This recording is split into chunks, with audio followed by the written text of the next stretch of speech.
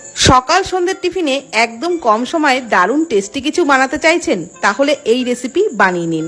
Gas না জ্বালিয়ে frying প্যানে একটা ডিম ফাটিয়ে দিন, তার মধ্যে 2 চামচ গুঁড়ো দুধ, 2 টেবিল চামচ চিনি দিয়ে খুব ভালো করে ডিম, চিনি আর গুঁড়ো দুধ আগে মিশিয়ে নিন। গ্যাস না জ্বালিয়েই কিন্তু মিশিয়ে নিতে হবে। খুব ভালো করে সমস্ত কিছু মিশিয়ে নিতে হবে যেন গুঁড়ো দুধের কোনো ডেলা না থাকে। আর ভালোভাবে মিশিয়ে নেওয়া হয়ে গেলে গ্যাসের ফ্লেম অন করে দিয়েছি, আর তারপর এটাকে আরও একটু নাড়াচাড়া করে নিচ্ছি। তো সমস্ত কিছু ভালোভাবে মিশিয়ে নেওয়া হয়ে গেলে দিয়ে দিচ্ছি 1/2 কাপ সুজি। আর সুজি দিয়েও সমস্ত কিছুর সাথে একসাথে নাড়াচাড়া করে ভালোভাবে মিশিয়ে নিতে হবে। অবশ্যই গ্যাসের ফ্লেম কিন্তু একদম লোতেই রাখবেন, গ্যাসের ফ্লেম যেন একটুও বাড়িয়ে দেবেন না। তো খুব ভালোভাবে নাড়াচাড়া করে নিয়েছি। এইবার আমি দিয়ে দিলাম ওই কাপেরই 1/2 কাপ জল। 1/2 কাপের থেকে বেশি জল দেবেন না, 1/2 কাপ সুজি দিয়ে তৈরি করলে 1/2 কাপ জলই দিতে হবে। তো নাড়াচাড়া করে একটা মন্ড মতো এবারে তৈরি করে নেব। তো দেখুন খুব তাড়াতাড়ি কিন্তু এই মন্ডটা তৈরি হয়ে যাবে, একদমই সময় লাগবে না। আর এটা নাড়াচাড়া করতে করতে দেখবেন ফ্রাইং প্যান থেকে একদম ছেড়ে দেবে। কিছুক্ষণের মধ্যেই ফ্রাইং প্যান থেকে ছেড়ে দেবে, তো ততক্ষণ পর্যন্ত কিন্তু নাড়াচাড়া করে যেতে হবে। সামান্য একটু লবণ দিলাম, একেবারে 2 পিঞ্চ মতো। যে কোনো মিষ্টি জিনিসে একটু লবণ দিলে স্বাদটা তো খুবই ভালো লাগে। তো ভালোভাবে লবণটাকেও মিশিয়ে নিয়েছি। আর এখন দেখুন ফ্রাইং প্যান থেকে কিন্তু একদমই ছেড়ে দিয়েছে। তো এইবার মন্ডটাকে একটা পাত্রের মধ্যে নিয়ে ওর মধ্যে 2 টেবিল চামচ ময়দা দিয়ে দিলাম।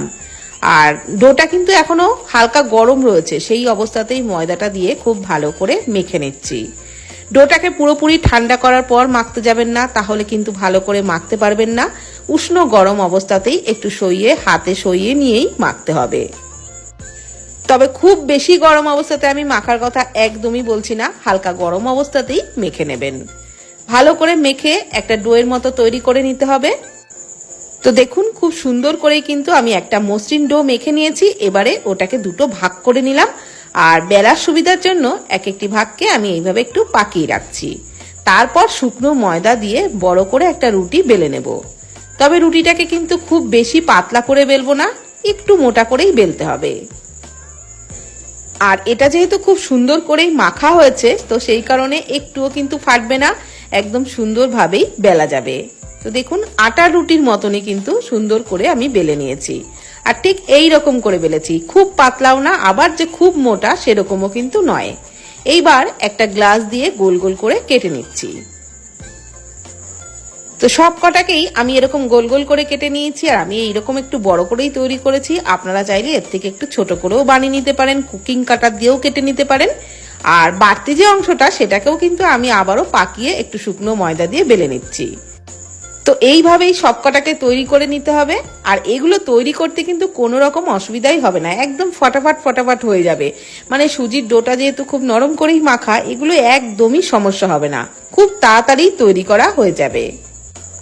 আর আপনারা ছোট ছোট লেচি কেটে ওই লুচির মতো ছোট করেও কিন্তু তৈরি করতে পারেন, তবে সেক্ষেত্রে দেখতে এত সুন্দর হবে না, মানে এইরকম গোল গোল হবে না, আর সময়টাও কিন্তু বেশি লাগবে। সেই কারণেই আমি এইভাবে তৈরি করেছি। তো এইভাবে তৈরি করতেই বেশি সুবিধা হয়। এইবার কড়াইয়ে সাদা তেল ভালো করে গরম করে নেওয়ার পর এগুলোকে ছেড়ে তেলে ফুলকো ফুলকো, মানে তেলে একটু ছেড়ে নাড়াচাড়া করতে করতেই দেখবেন ফুলে বলের মতো হয়ে যাবে। প্রত্যেকটাই কিন্তু সুন্দর ফুলবে, খেতেও দারুণ লাগবে। তো একইভাবে আমি সবকটাকেই তৈরি করে নিচ্ছি। আর এগুলো শুধুই খেতে কিন্তু দারুণ লাগে, এর সাথে কোনো কিছুর প্রয়োজন হয় না। সকাল সন্ধ্যের টিফিনে একদম ঝটপট হয়েও যায়, খেতেও দুর্দান্ত লাগে। বাচ্চাদের তো দারুণ পছন্দ হবে এই রেসিপি। আর প্রত্যেকটাই কিন্তু খুব সুন্দর ফুলে ওঠে। এইভাবে একটু তেলের মধ্যে দিয়ে একটু নাড়াচাড়া করতে করতেই একদম সুন্দর ফুলে যায়, দারুণ খেতে লাগে। বন্ধুরা এই রেসিপি অবশ্যই একবার ট্রাই করে দেখুন। তাহলে সকাল সন্ধ্যের টিফিনে দুর্দান্ত স্বাদের রেসিপিটি একদম কম সময়ে তৈরি করে দেখুন, খেতে দারুণ লাগবে। আর ভিডিওটি ভালো লাগলে প্লিজ কমেন্ট করবেন।